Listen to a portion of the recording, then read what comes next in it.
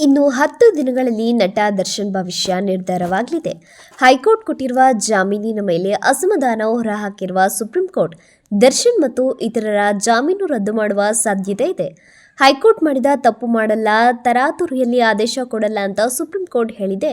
ಹಾಗಾಗಿ ದರ್ಶನ್ ಅಭಿಮಾನಿಗಳು ಚಿಂತೆಗೀಡಾಗಿದ್ದಾರೆ. ರೇಣುಕಾಸ್ವಾಮಿ ಕೊಲೆ ಪ್ರಕರಣದಲ್ಲಿ ದರ್ಶನ್ಗೆ ರಾಜ್ಯ ಹೈಕೋರ್ಟ್ ನೀಡಿದ ಜಾಮೀನು ಆದೇಶ ಪ್ರಶ್ನಿಸಿ ಬೆಂಗಳೂರು ನಗರ ಪೊಲೀಸರು ಸಲ್ಲಿಸಿದ್ದ ಅರ್ಜಿ ವಿಚಾರಣೆ ನಡೆದಿದೆ. ಸುಪ್ರೀಂ ಕೋರ್ಟ್ನಲ್ಲಿ ದರ್ಶನ್ ಜಾಮೀನು ವಿಚಾರಣೆ ವೇಳೆ ವಾದ ಪ್ರತಿವಾದ ಕೇಳಿದ ನ್ಯಾಯಾಧೀಶರು ತೀರ್ಪು ಕಾಯ್ದಿರಿಸಿದ್ದಾರೆ.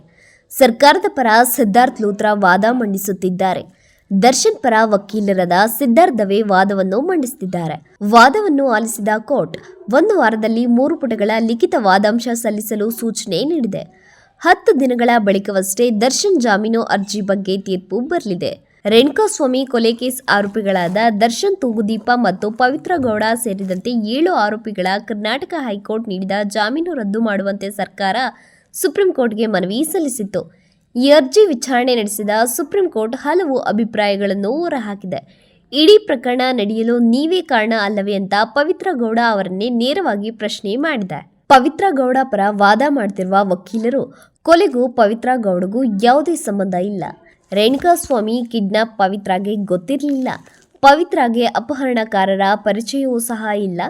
ರೇಣುಕಾಸ್ವಾಮಿಗೆ ಚಪ್ಪಲಿಯಲ್ಲಿ ಹೊಡೆದು ಪವಿತ್ರ ವಾಪಸ್ ಆಗಿದ್ದಾರೆ ಅಂತ ವಾದಿಸಿದ್ರು. ಈ ಮಾತಿಗೆ ಪ್ರತಿಕ್ರಿಯೆ ನೀಡಿರುವ ಸುಪ್ರೀಂ ಕೋರ್ಟ್ ನ್ಯಾಯಮೂರ್ತಿ ಜೆ.ಬಿ. ಪರ್ದಿವಾಲಾ ಅವರು, ಈ ಪ್ರಕರಣ ನಡೆಯಲು ನೀವೇ ಕಾರಣ ಅಲ್ವೇ?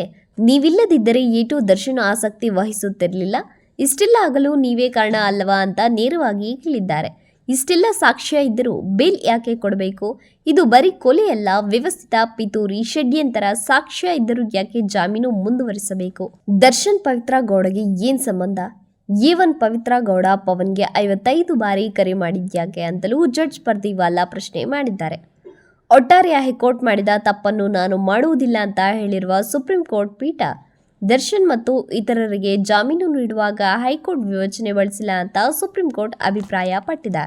ದರ್ಶನ್ ಮತ್ತು ಇತರರ ಜಾಮೀನು ರದ್ದು ಮಾಡಲು ರಾಜ್ಯ ಸರ್ಕಾರ ಸಲ್ಲಿಸಿದ್ದ ಅರ್ಜಿಯ ಸಂಬಂಧ ಈ ಹಿಂದೆ ನಡೆದಿದ್ದ ವಿಚಾರಣೆ ವೇಳೆ ನ್ಯಾಯಪೀಠ 2 ಅಂಶಗಳನ್ನು ಪ್ರಸ್ತಾಪಿಸಿತ್ತು. ಮೊದಲನೆಯದಾಗಿ, ರೇಣುಕಾಸ್ವಾಮಿ ಸಂಬಂಧ 2 ಪ್ರತ್ಯಕ್ಷ ಸಾಕ್ಷಿಗಳು ನೀಡಿರುವ ಹೇಳಿಕೆಗಳನ್ನು ದೃಢೀಕರಿಸಲು ರಾಜ್ಯ ಸರ್ಕಾರಕ್ಕೆ ಪುರಾವೆಗಳಿವೆಯೇ?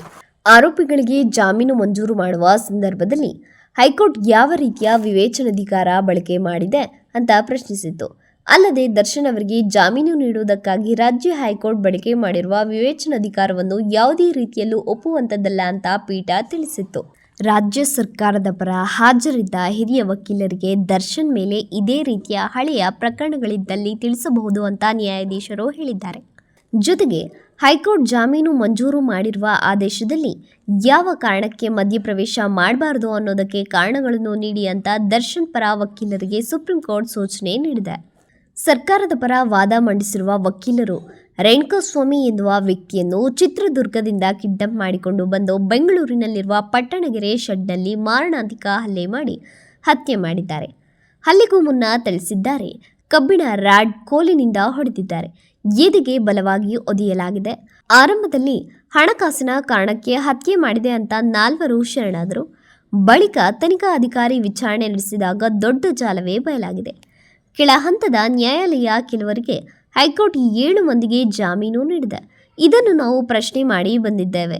ಕೊಲೆ ಮಾಡಿರುವುದಕ್ಕೆ ಸಿಸಿಟಿವಿ ದೃಶ್ಯಾವಳಿಗಳು ಸೇರಿ ಪ್ರಬಲ ಸಾಕ್ಷಿಗಳಿವೆ. ಆದ್ದರಿಂದ ಆರೋಪಿಗಳ ಜಾಮೀನು ರದ್ದು ಮಾಡಬೇಕು ಎಂದು ವಾದಿಸಿದರು. ಸುಮಾರು 1 ತಾಸು ವಾದ ಮಂಡಿಸಿದ ಸಿದ್ಧಾರ್ಥ್ ಲೂಥ್ರಾ ಆರೋಪಿಗಳ ಪಾತ್ರದ ಬಗ್ಗೆ ಸುಪ್ರೀಂಗೆ ಇಂಚಿಂಚು ಮಾಹಿತಿ ನೀಡಿದರು. ಇದನ್ನು ಕೇಳಿದ ಸುಪ್ರೀಂ ಕೋರ್ಟ್ 1 ವಾರದಲ್ಲಿ 3 ಪುಟಗಳ ಲಿಖಿತ ವಾದಾಂಶ ಸಲ್ಲಿಸಲು ಸೂಚನೆ ನೀಡಿದೆ.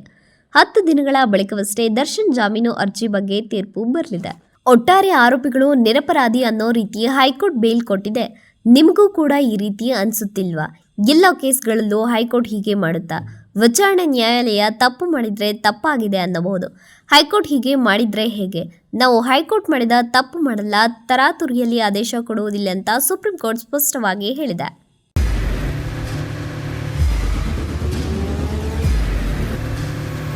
ಪ್ರಜಾಮಾರ್ಗ ನ್ಯೂಸ್, ಇದು ಜನಸಾಮಾನ್ಯರ ಧ್ವನಿ. ನಮಸ್ಕಾರ. ನೀವು ನೋಡ್ತಾ ಇದ್ದೀರಾ ಪ್ರಜಾಮಾರ್ಗ ನ್ಯೂಸ್. ರಾಷ್ಟ್ರದ ರಾಜ್ಯದ ರಾಜಕೀಯದ ಬಗ್ಗೆ ಹೆಚ್ಚಿನ ಸಿನಿಮಾ ಅಪ್ಡೇಟ್ಗಳಿಗಾಗಿ ಫಸ್ಟ್ ಲೈಕ್ ಮಾಡಿ, ಸಬ್ಸ್ಕ್ರೈಬ್ ಆಗಿ. ಹಾಗೆ ಫಾಲೋ ಕೂಡ ಮಾಡಬೇಕು.